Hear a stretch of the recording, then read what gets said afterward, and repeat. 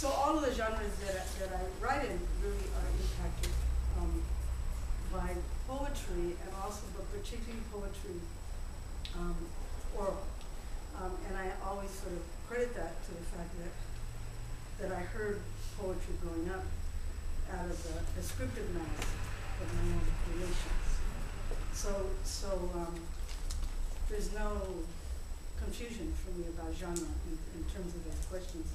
I realized too that we were told that we're here to represent la mujer, you know, and since it's that time, it's actually a little later than the time, but you know, we continue to be mujeres even outside of March. And anyway, so what I wanted to do, of course, I wanted to read a piece that Adrienne Rich wrote to remember her passing, and I marked it in there.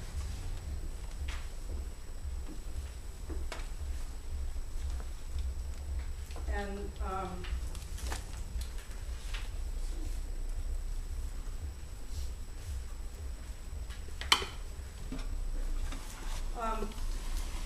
of course, because Adrienne passed, but Adrienne was a friend of mine, and when I was a young writer, she actually took a shocking interest in my work before I had ever I probably published one poem in my life.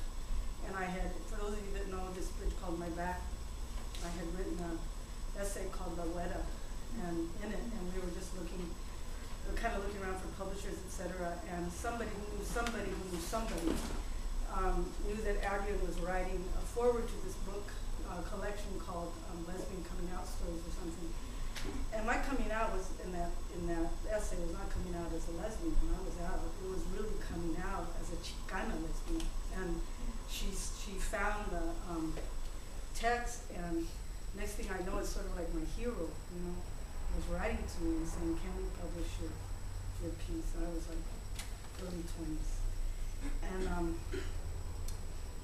it mattered, of course, a great deal. And I always remember how much those things matter, you know. When I teach, and people like Lorna have always also served that role with other young writers. So it really matters. You don't know who you're talking to, you know, but they might be somebody who really want to mix their life as a writer, you know. So I want to honor my teacher, my maestra. And also I read her work so much when I was a young woman, because I was writing at a very taboo time around being queer, and she made incredible space to do that.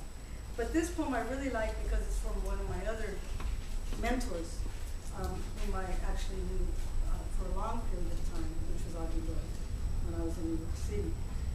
And Audre and have been good friends. So there's and then another piece I'm going to read is actually about Audre, so I kind of wanted to just honor these women in this reading of them. So this is called Hunger by Adrienne Rich for Audre Lorde.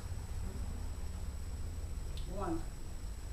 A fogged hill seen on an enormous continent, intimacy rigged with terrors. A sequence of blurs, the Chinese painter's ink, stick, plan.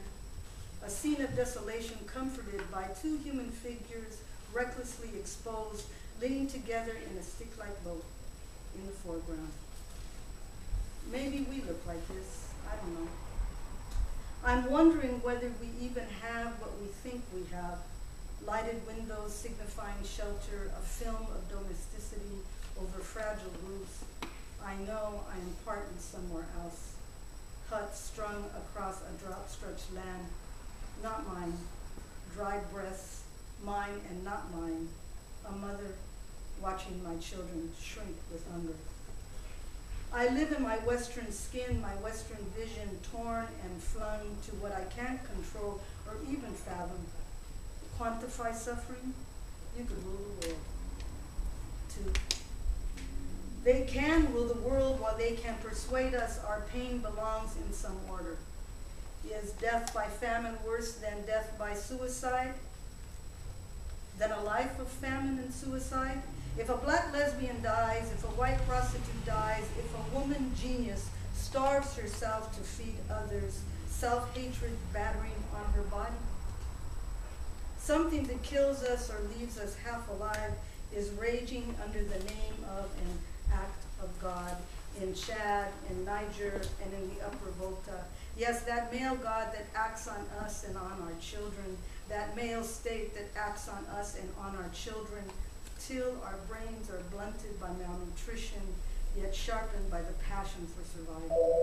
Our powers expended daily on the struggle to hand a kind of life onto our children, to change realities for our lovers, even in a single trembling drop of water. 3. We can look at each other through both our lifetimes like those two figures in a stick-like boat, flung together in the Chinese ink scene. Even our intimacies are rigged with terror. Quantify suffering? My guilt is at least open. I stand convicted by all my convictions, you too. We shrink from touching our power. We shrink away. We starve ourselves and each other. We're scared shitless of what it could be to take and use our love, hose it on a city, on a world, to wield and guide its spray, destroying the poisons, parasites, rats, viruses, like the terrible mothers we long and dread to be. 4. The decision is to feed the world is the real decision. No revolution has chosen it. For that choice requires that women shall be free. I choke on the taste of bread in North America, but the taste of hunger in North America is poisoning me.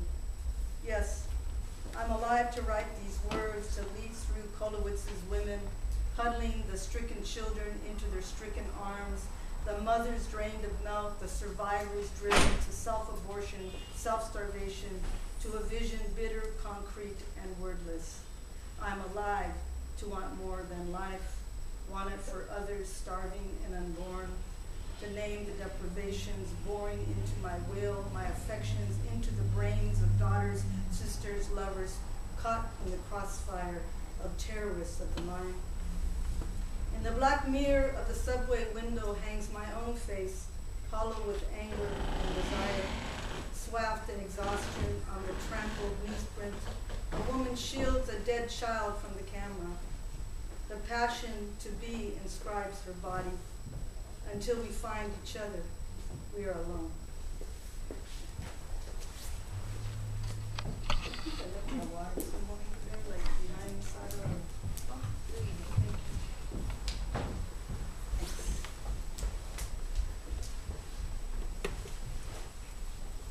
So I wanted to start with a poem that is where I started.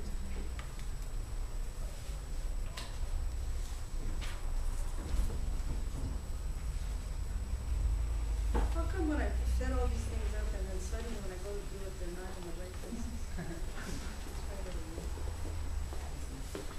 Yes, okay. So this is a poem that is about aguas sagradas. There's a section in Chicana Codex that is called the Salt of the Earth, and it's basically a section of tributes and in poems and in prose poems and essays about women who passed. Aguas sagradas. In this season of my mother's death, I stand on the edge of the ocean's immensity and call her name into the lion's roar of sea. My human voice, a thin current of sound against the thunderous tenor of all creation. One summer a year ago, I had shown my son the ocean's night. We two clothed stick figures under the full moon's beacon of light. Our thin jackets are flags of resistance whipping in the wind. The waves crash. I tell him, look for me there in the moon when I am gone. I say this for both of us, knowing and not knowing my mother would leave the watery pond of her own body in the days ahead. Knowing and not knowing, I would return to these waters to resurrect her. Here, the heart expands without prejudice. There is no stinginess to our existence. Every molecule becomes my mother in her grandeur. The salt water of my tears is the same that I bring to my lips from the tide pool cup of my palm. At my feet, the pool is still and translucent, amid an orchestra of crashing, foaming cymbals and the booming bass of swelling waves. In such silence, I tell you, is where the mother is found, where the human voice of words is of no consequence. How is it that she is everywhere and still at once my mother and I her walking ancestor? The chest heaves and swells with so much knowing, then releases. When the last waters fell from my mother, how were they released? Through a thin line of saliva falling from her mouth, a small puddle of pour gradually drying up, a tear tipping off the cliff of the inner corner of her left eye. How did the water leave her once and for all? Hours later, as my sister and I bathed her con agua sagrada, did the holes of her pores swallow that river after death? Or was it our hands that took in its sweetness and the molecules of drying skin that made up my mother's corpse of pure beauty? I tell you, I have never loved like this, without worry, standing upon the brow-beaten face of the California coast. I had wanted to say to my beloved Linda, this is how I will mourn you too when you go, I promise. I am loving you this great, this grand, this much. But the mundane heart of words closes before the first utterance, inside the sealed doors of Subarus with engines running and neighboring recreational vehicles parked at sea overlooks. She describes me as a galloping horse, running away with my feelings, they are so strong. But what else except that aperture between ocean and sky can take in the voice of such broken-hearted invocation? What else but an ocean the color of sky and a sky the color of ocean?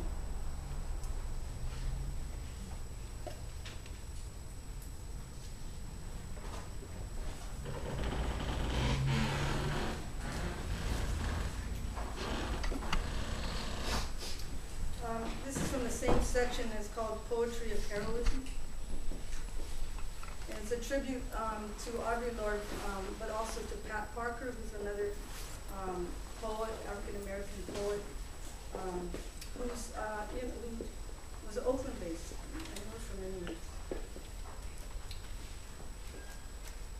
Pat Parker and Audre Lorde were my lesbian of color predecessors, my queer literary foremothers, my age elders by 1 and 2 decades, respectively.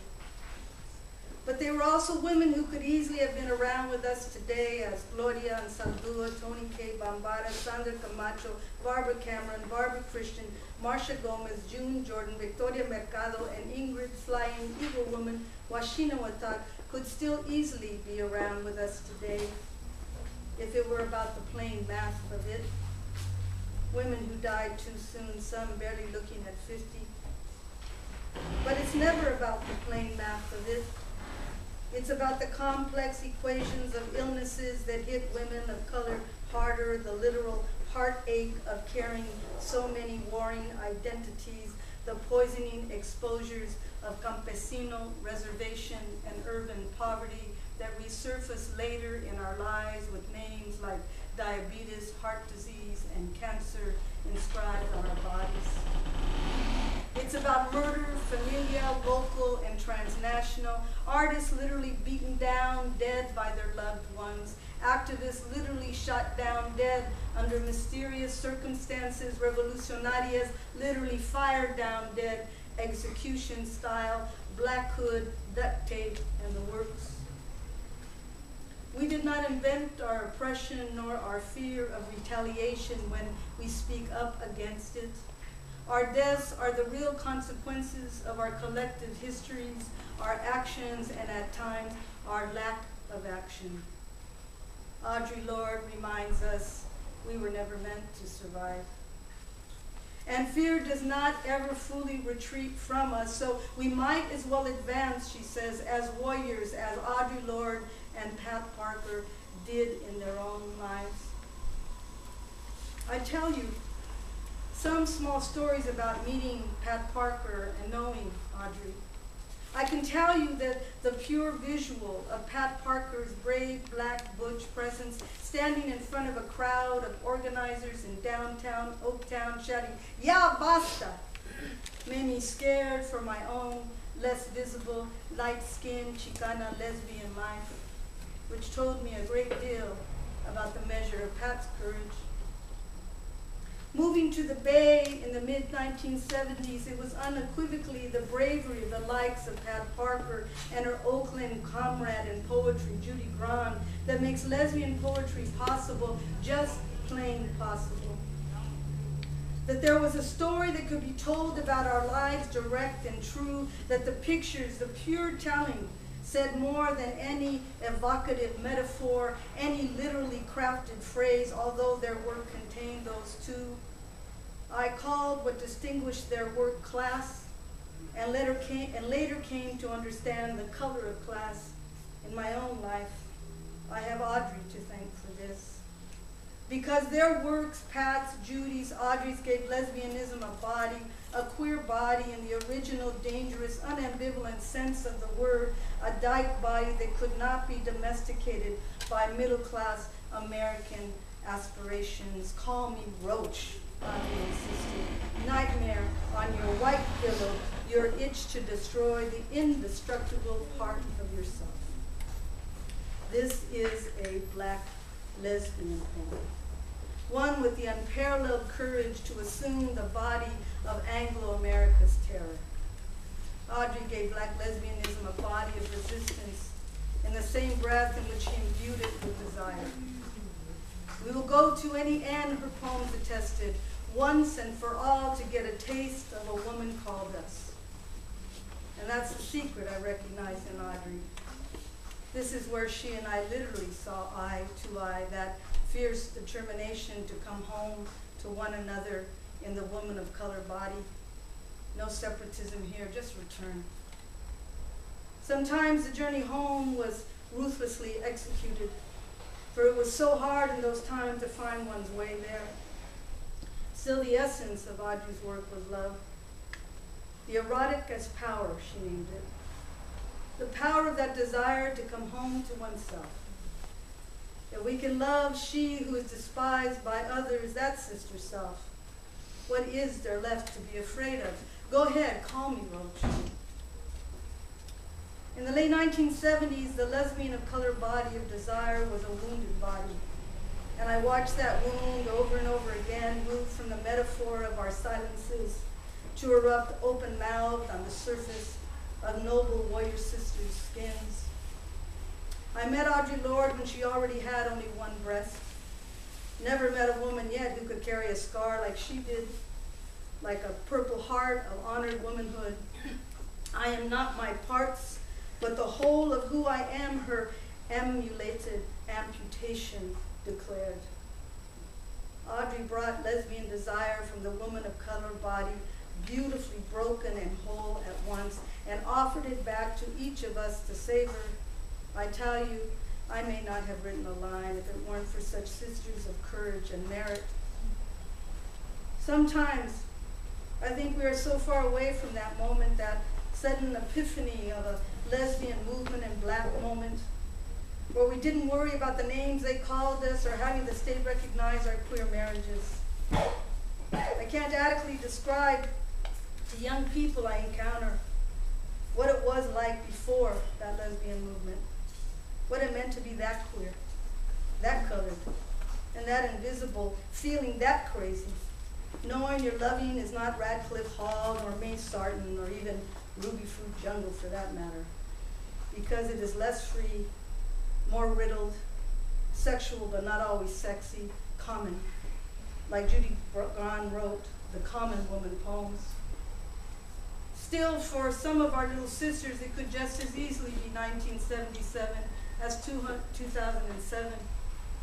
It is 1977 when my student comes to me and sits at my desk as she has come to my office over and over and over again for a few years now. She pushes her work across the desktop, silently submitting page after page of some of the most self-loathing, frighteningly brave, and redemptive black lesbian writing I have witnessed in years. And after so many meetings and so much denial that this work at all pertains to her actual autobiographical 20-year-old self, I ask her, what are you so afraid of? Tell me. Is it you on these pages? Tell me. And standing behind me, the women who give me the courage to ask are Audre Lorde and Pat Parker. And 20-year-old can't answer because she's got a mama she loves who hates her for the answer she's got strangled inside the twisted cords of her throat. Her silence a great wall of transparent terror. And so I venture to climb over that wall, name the unnameable, because truth is, in some parts, in her Louisiana Christian hometown, for example, and in the deep parts of so many of us, queerness is still unnameable for all our so-called liberation. I say, there's nothing worse than being a black bulldagger, right? And she nods. And that nod will be the aperture toward her freedom one day, I believe, because she is writing the stuff down. The fear, the hard black images, the raw desire.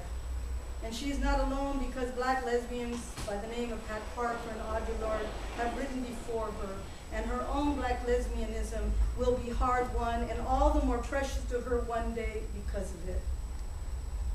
Audre writes, the difference between poetry and rhetoric is being ready to kill yourself instead of your children. Courage still matters.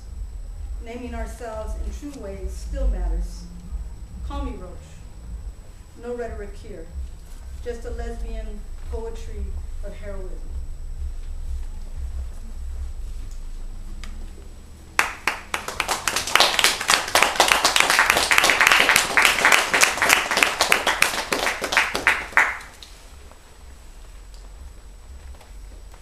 I'm just going to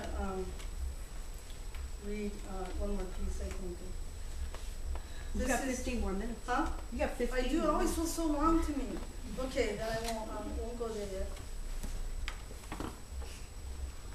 Doesn't it feel that way to you sometimes? You're up there and go, wow. This poem is, see, it looks like a poem and everything. It's from my friend Cherrie Moraga, an Iranian woman that we developed a friendship over many years. And it's nice to talk to adults, you know, with all due respect to all y'all.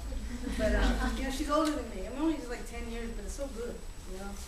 Like, I just feel like it's just sometimes really good.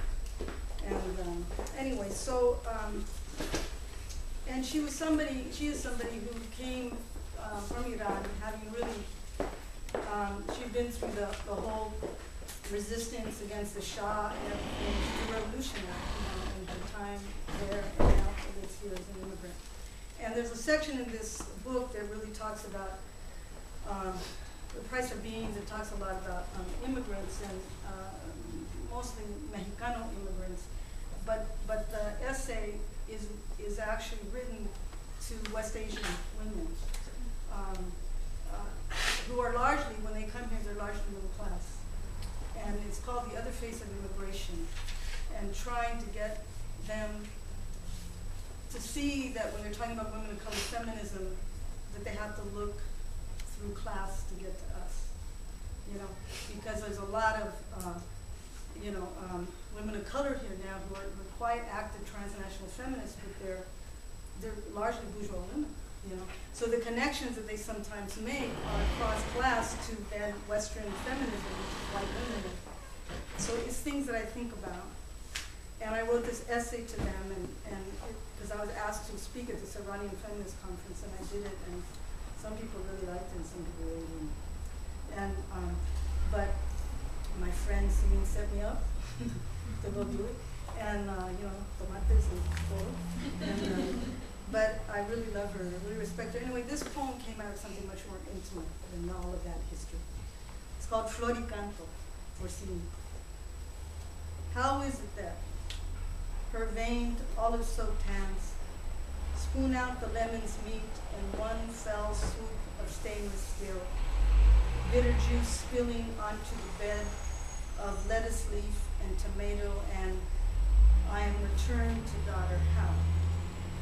My orphanhood eclipsed by the bright midday light of possibility in the crossroad of generation and geography, the familiarity of kitchen, of husband and wife banter, of a politic forged from bodies where choices were few or none. He too calls me back, her thin man, the doctor whom she scolds como un niño necio. These foreigners, my relative exiles, for whom my Mexican tongue rises in a wild flower field of Farsi.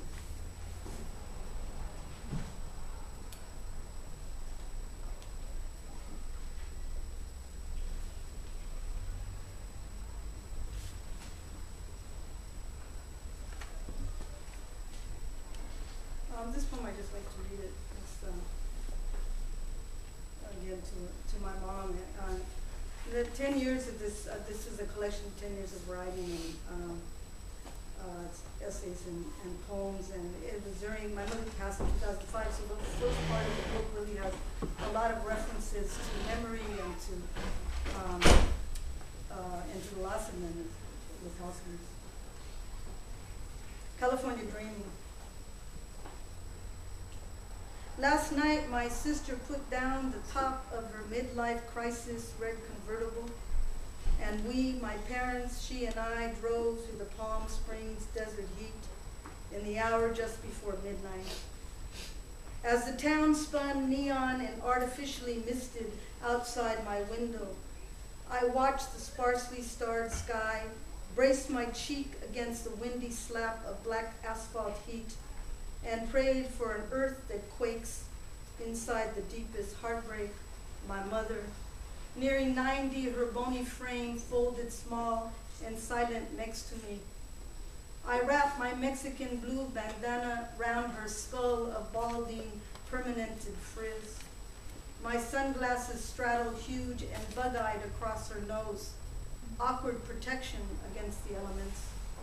She's an aging movie star, I tell them up front, being chauffeured home incognita through the hot bite of a Palm Springs Saturday night. My mother laughs, not sure of the joke, but then she leans over to me and asks, "Do you have a mother?" What? I had heard the question. "Do you have a mother?" she repeats, against the hot rush of panic spinning inside the leather coupe. My heart quickens at the prospect of my sudden orphanhood. But Elvida is not afraid.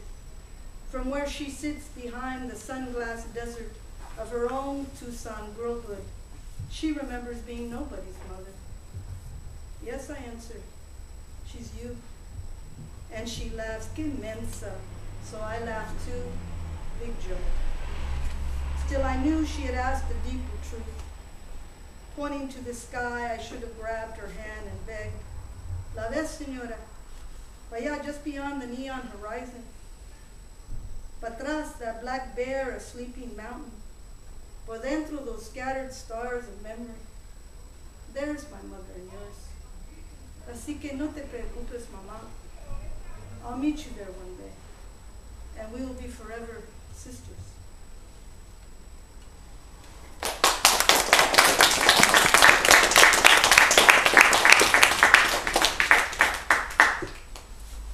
So this is the excerpt from it's the end of, it's the epilogue and of the book, and it's called Chicana Mind, Beginner Mind. And I don't know if some of you know that book, Zen Mind, Beginner Mind. Anybody know that book? Mm-hmm. It's a very cool little book, and very hard. You spend your whole life trying to figure out what it means. But anyway, the book tells kind of the story of me finding that book when I was really young, like maybe 21 or something, and I saw this book, and for some, I'm a child of my era too, and we were all, Chicana hippies, You know, like that. And so, you know, attracted to Eastern thought, attracted to anything, you know, that was gonna be about conciencia, you know. So I saw this book and it said Zen Mind, Beginner Mind, and I took it and I didn't know enough. It's about Soto's Zen Buddhism. I didn't know anything. And I'm reading it so thin, so you think you can just, you know, like that. And, you know, and then years later I actually did, you know, I practiced some Zen Buddhism, and they take out the book again. It's like the hardest text you could, you know, ever get in life, you know. But the one thing that I do remember, and I always say this every time when I teach a class, you know, is that the best thing that they teaches you is that the best mind is the beginner mind. Because the beginner mind can take anything. It's just there, you know. And it's the person that thinks they know something that has trouble, you know. So when you're teaching, it's the best way to teach, because people always come in and they say, well, you know, I don't know anything, I've never tried this before, and then I go, perfect, great, you know, you're the star, you know, you're the best, you know. Because, and it doesn't mean, of course, that we don't cultivate a discipline of knowing, and we learn what we know, but I swear to Jesus, every time you sit down to a page, you start empty. I mean, you should sit empty. And as you're empty, because then that lets it come through, then as you're empty, then all that discipline you have, all that you've cultivated, and your knowing is put onto the page, is related to that. But your emptiness is what allows to come through the things that you can't control, is your ego. So I did get that then somehow, a little bit, a taste of that, but it was some phrase that just kind of stayed with me my whole life. But what the epilogue's about is really about sort of, you know, questions of sort of spiritual practice, and actually really talks about just sitting. Like you sit in ceremony, you sit in the medicine ceremony, you sit on the cushion if you're in Zen practice, you know, you sit in a sweat lodge, you sit in church, you sit, you know, but what does it mean to really sit up and pay attention? And so it talks about certain sort of spiritual questions I had, but this is the very end of it, of course, because when you particularly begin to, and this book's a lot about it, you see a lot of people passing on. Of course, you think about your own mortality in a way that's quite different when you're looking at 60 as opposed to looking at, you know, 23. Chicana mind, speaking for the ancestors. Recently, my 16-year-old son began to take on the body of a man. I cannot say that our years together have gone quickly. I can say that looking back, whole years take only a moment to remember. They accumulate in this way, in the way in which we say, my, how time flies, but it does not fly, it labors. There are moments of flight, yes, when we glimpse change already complete, when we forget to knock and catch the naked length of our teenage daughter with a woman's full pubis. She still with a girl's mind, still a whirlwind of fantasia and delight. The disconnect unsettles, a fragile equilibrium disturbed, as it is so in the changing countenance of my son. Time does not fly, it labors to understand what just got left behind. Yesterday I was happy. Yesterday I played a board game with my boy after making him some quesadillas for dinner, and the bright sun set with an encroaching chill through the bay view of our window. Neither of us wished we were somewhere else. That is so much to say. Knowing that on the other side is death, on the other side of the ocean, the other side of the city block, the other side of the kitchen table, we were happy as we will be and have been sad, as sad and happy slip away, as childhood slips into the old age of my son that I will never witness. Still, we remember and mark the time. I remember. It was a few months after my mother's passing. I come into the house after walking the dog. I wash my hands, remove my jacket, and go straight away to finishing the few leftover dishes in the sink. Rafael comes in. I feel him at my back, standing some distance from me in the doorway. I don't remember if he says anything to me. It feels like he just came in to the kitchen to know, to acknowledge I had returned. stand at the sink in the full weight of motherhood. I am someone's only mother, as my mother was to me. And at that moment, I know the space that my body occupies, that physicality, is what most matters, that I am not gone, that I have returned, that I will most likely return again after long walks with the dog in the rain. And this is what I miss most about my own mother, that she will not return to me embodied in this way. I conclude this book as my boy assumes the body of a man. On this day, I sit at my altar and I ask for the courage to release him. These are the words that come to me, simple, direct. Help me let him go. And I whisper them aloud so that my body hears the sound, the same exact language I used throughout my mother's dying years and those first hearted months of mourning. It feels the same. I know this viscerally, a DNA known. If my mother's last years in the awe of Alzheimer's taught me anything, it was a necessity to love without holding on. It is a lesson that the body refuses, that requires soul to enact, that must be practiced daily and relearned in ruthless confrontation with those most pivotal moments of change in our lives. Today, as I witnessed the final waning of my son's boyhood, I remember how in the first months of his life, as his 2 pounds of skin and bone and organ lay upon the surgeon's blade, I prayed in the effort to release him, should he or the universe decide this. It countered every instinct in me and drew from a place of soul, to believe that there are greater rhymes and reasons for our existences, short and long, than mere survival. Linda Hogan writes, "We Indian people who had inhabited the land had not been meant to survive, and yet we did, some of us, carrying the souls of our ancestors. And now they speak through us. It was this that saved my life." End quote. This is what the elders teach. This is what I have learned in ceremony, what I have looked at in the white space of meditation that is the mirror of death. That our actions in this life can heal our ancestors on the other side, that this corporal knowing does not hold us, that we can remember histories and futures through and in spite of the body we wear.